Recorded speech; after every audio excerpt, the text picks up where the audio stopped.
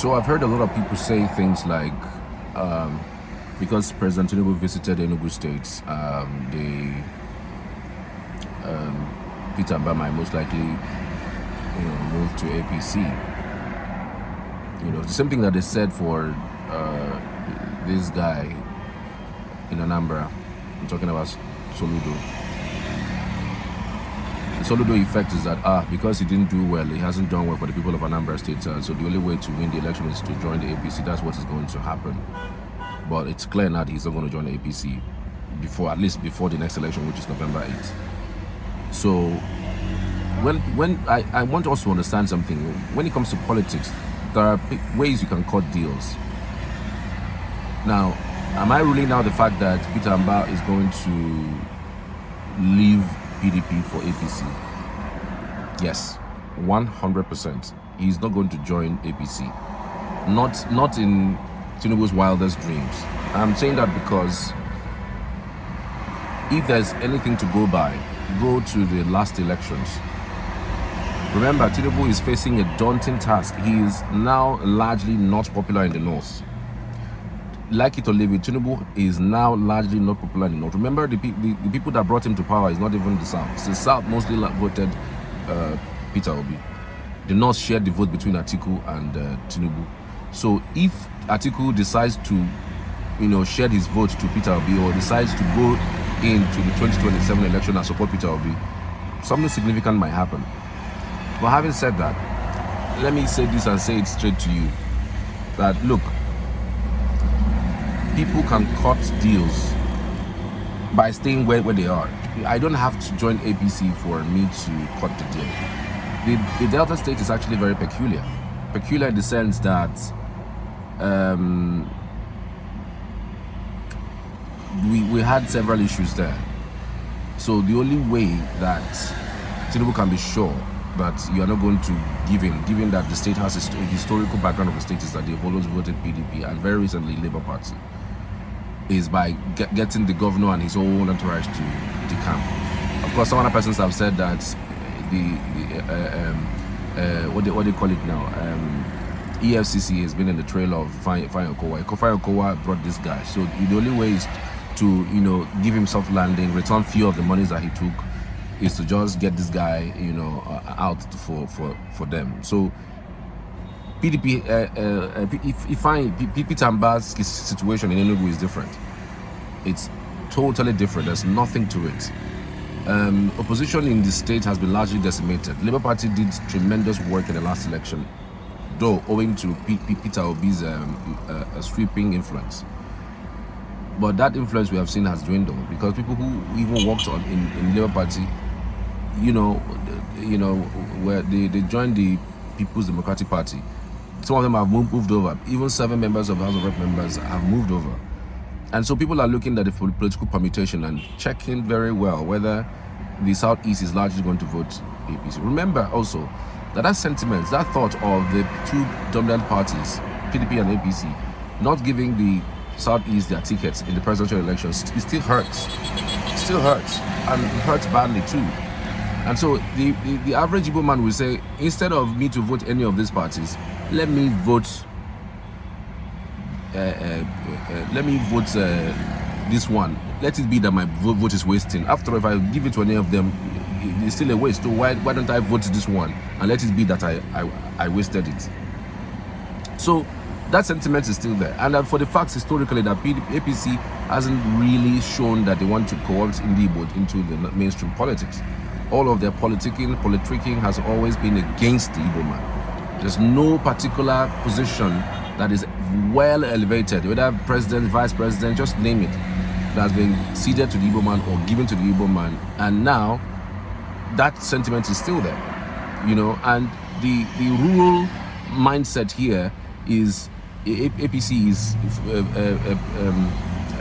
party for Fulanis, for Hausas. It doesn't have these it doesn't have them on, it doesn't co-opt them on. I mean, it was under APC that we had the rise of Nnamdi Kanu. What has never happened in the history of this country. The man came out from nowhere and became a political leader, a force to be reckoned with. He gives an order and it happens. Never happens in in Igbo land. Tell me that, aside Ojuku's era, tell me that Igbo man that will say, do this, and you have an Igbo man, full-fledged, go to do these things. And let alone doing it in a manner that is quite condescending. It have never happened before, and it was this administration that, I mean, not this administration, this dispensation in terms of the APC that brought him to power, that brought him to limelight, that brought him to elevated position where he is. You know, so that sentiment is still there. So for those who are saying that because President Bola Ahmed Tinubu came to Enugu State in January, this guy is planning to leave PDP to go to APC. False. The other point is, now, today, President Tinubu is visiting Anambra State. Yes, he's visiting Anambra State. And would you say, oh, Abga, under Chukuma Soludo, they're planning to defect to the APC? Of course not. Of course not. I mean, the elections are in November, and if there's anything to be excited or to be happy about, or to even be having an uptick about, it is not about, you know, joining APC. It's not about joining APC. It's about his political future too. And yes, because Abga is not national, after his 8 years in power, I mean, after his 8 years in power, he can decide, okay, let me join the party that has national coloration, so that I can advance my political career. I can advance my political career. So so all those things, all those people saying things like, oh, everywhere that Bola Tinubu goes, he's pitching his tent. And remember, Bola Tinubu, for crying out loud, this guy has worked in opposition for a long time. He has been there, done that for a long time before the alliance happened. I mean, he fought in Nadeco, he fought the military government. At some point, he went on exile. He was part of those who did what they did that brought us to power. So I really don't know why he will be in any way trying to push opposition this hard. He knows what the power of what opposition can do, and that's why he thinks that destroying opposition is very paramount. And if opposition allows it, what's there? I feel that it is politics. Everything what we're seeing is politics. If you say, oh, his business EFCC, didn't OBJ do us? If you say, oh, didn't Jonathan do his own? So leave all these people that are saying, no, it's politics. If you accept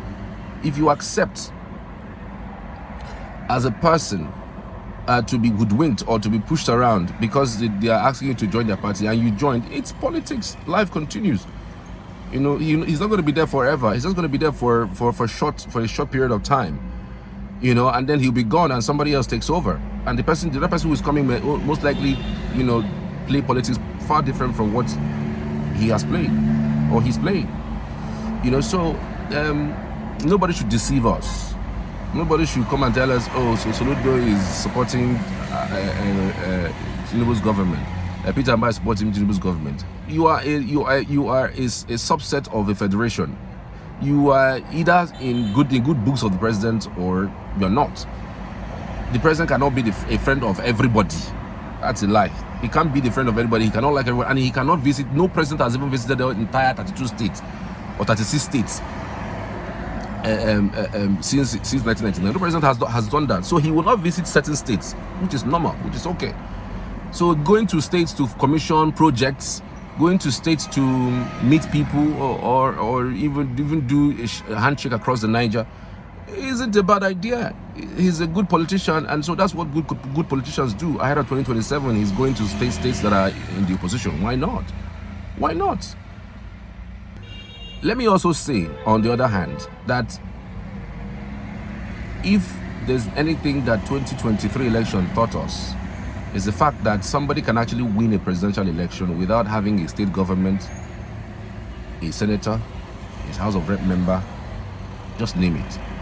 If it's anything to go by, we can now see much more than anything else a reason why a president can win. Somebody can win an election without those things.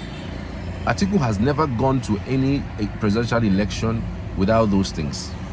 Nobody knew Labour Party, heard of, but people knew about it, but it wasn't as prominent as it was before 2023 elections.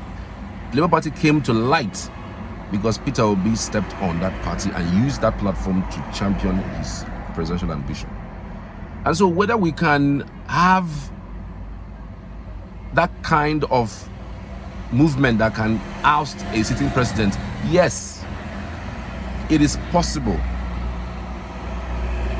So let those who are also singing on their feet, thank God though, the more people come to our party, the more that we are safe, we are coasting to victory, is a lie.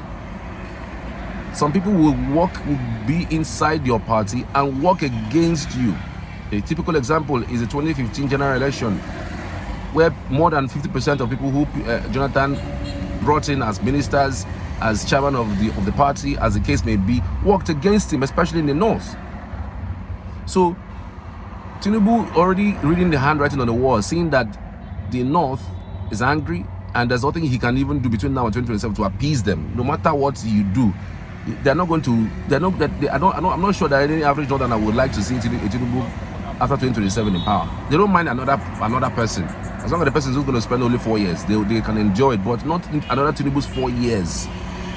Do you know what he uses? He's using their eyes to see. So don't even get overly excited that everybody is coming to you, coming to your party. That since they are coming to your party, you are coasting to victory and everything is assailable, except you are planning to rig. What else? In a free and fair election, never ever you think that people who are coming to the party are joining you, are registering for you, are calling APC, actually like the party. They are also maybe in there to bring down the party, to destroy the party. You know, after all, we have people who have been serial betrayals, people who have been caught, betraying their party, being welcomed into the fold of the APC. The example is Bola. Now they are planning on bringing Kwankwaso into their fold. So people who are averse to the tenets and the strengths of APC, you are bringing them in because you feel they are going to give you the strength to win the election. What if they are coming in to destroy it completely, knowing that they cannot be outside and win? They can go in there, endeavor to weaken your structures and destroy. That's also how PDP lost the elections in 2015. Until date, they haven't been able to come to terms with that loss. So these are my thinking though. Let me know what you think of in the comment section. I'd love to hear from you. Cheers.